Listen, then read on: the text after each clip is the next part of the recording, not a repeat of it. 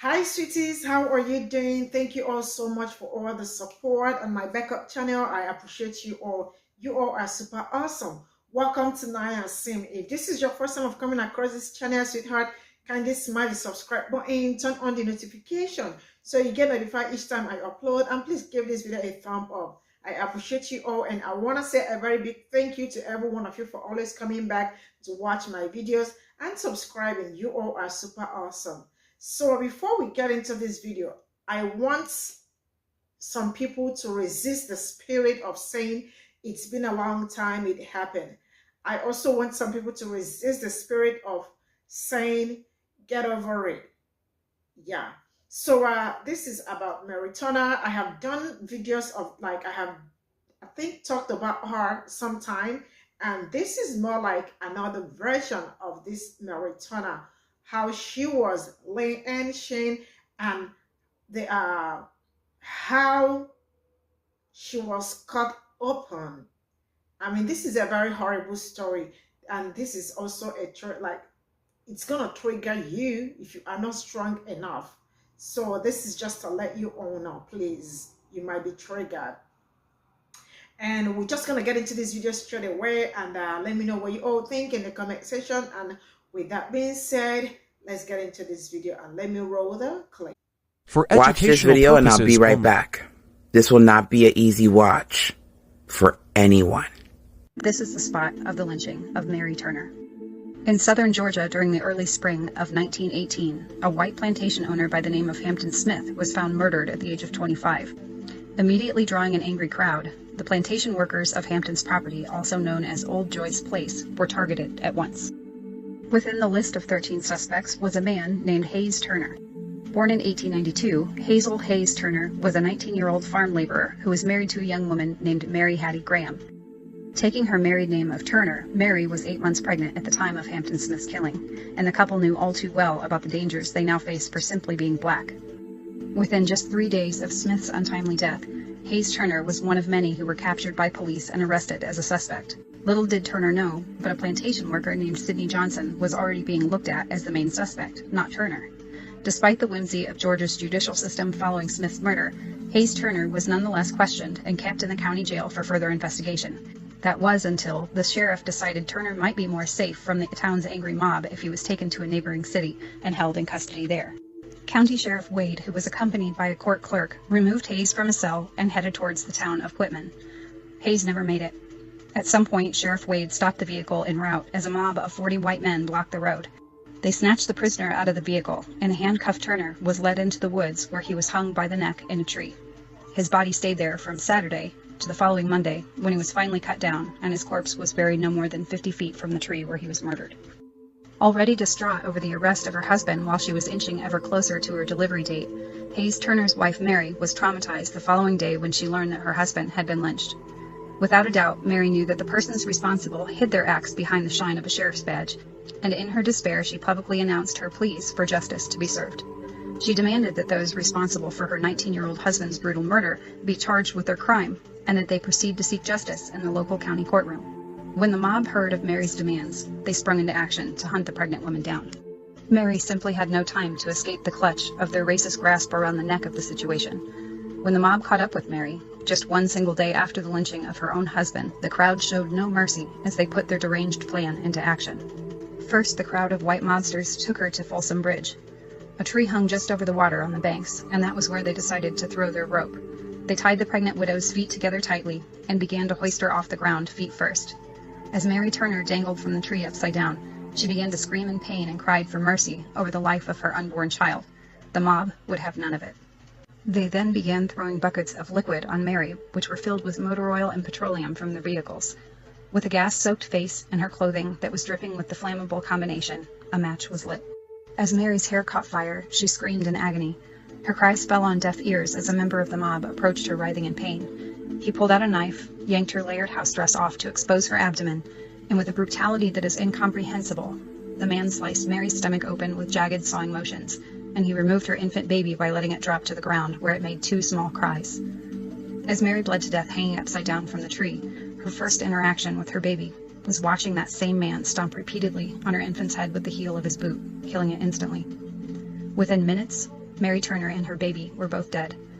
The mob then cut her down, put the rope around her neck, and hung her lifeless corpse from the same branch of the tree that extended just over the water in front of the bridge.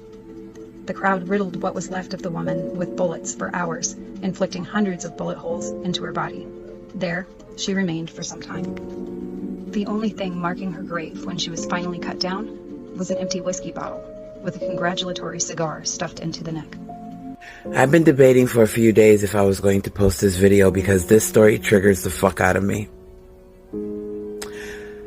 But I had to move past that to share her story. You know, this is one of those stories that you keep asking yourself questions like, what happened to people's conscience? What happened to people's mind? What happened to people's, like, where is the humanity? I just don't get it, because like I have so many questions to ask. I mean, the fact that she was pregnant, the fact that, I mean, like, they are seeing her stomach, I don't know, like I have so many things to ask at the same time. But who is going to answer all these questions? And I'm sure you all got questions to ask too. And the whole thing is just so horrible that, like, you know,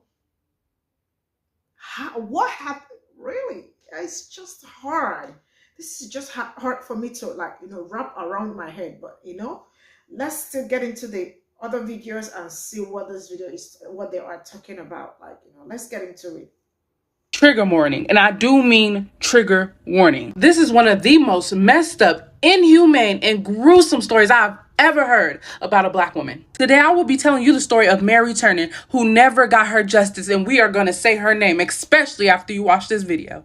So y'all, Mary Turner was a black woman in her early 20s. She had a husband named Hayes, 2 children, and she was 8 months pregnant. So let me give y'all the rundown. A lynch mob had snatched her husband Hayes and lynched him and let him sit there and dangle while his body rotted for days, while everybody could see. At the time, people were lynching in the South like no other. Though lynching was at one of its hottest points during this time in the South, Mary Turner was like, if I know who did this to my husband, I will have warrants sworn out against all of these people. Mary Lee Turner was very brave and resilient, but that put a bounty on her head and the mob came after her. Do not forget that she was 8 months pregnant. I'm going to read to you exactly what they did to her out of this book, White Rage by Carol Anderson. They dragged Mary to a tree, stripped her, tied her ankles together, and strung her upside down.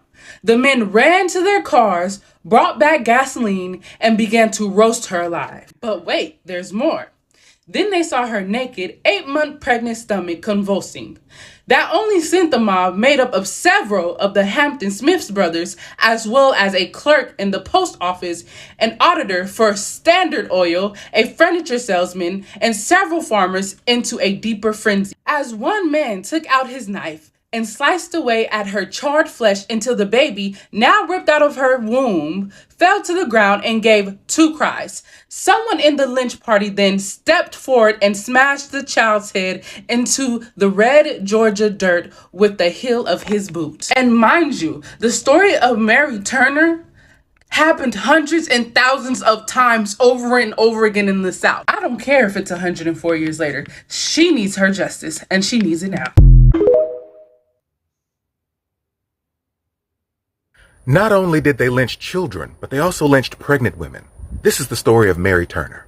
On May 19th, 1918, Mary Turner was lynched from the Folsom Bridge just 16 miles north of Valdosta, Georgia. An angry white mob bound her by her feet, strung her up in a tree and hung her upside down, poured gasoline on her body and lit her on fire. They burned all the clothes and hair from her body, but Mary Turner was still alive. Enraged at her inability to die, somebody from the angry white mob showed up with a massive butcher knife and stabbed her in the abdomen. Still alive, her baby fell out, and when it hit the ground, somebody else came up and stomped the baby's head in, killing it instantly. Mary Turner was still alive, so the whole mob grabbed their guns and filled her body full of bullets. Why? Because she spoke out about them lynching her husband the day before.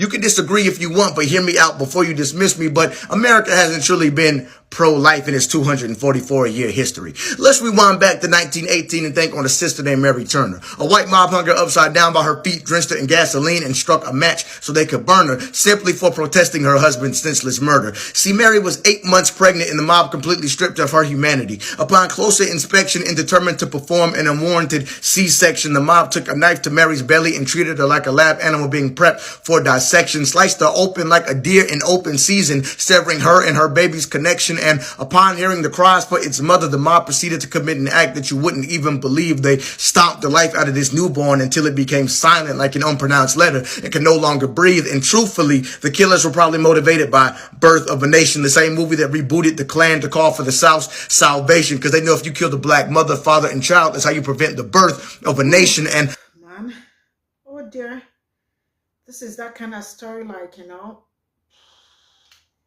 I don't know, but you can imagine, or you just watching your life, like, you know, I don't know, man. This is where I am gonna draw the curtain. Let me know what you all think in the comment section, and thank you all for the support. See you all in my next video. Bye.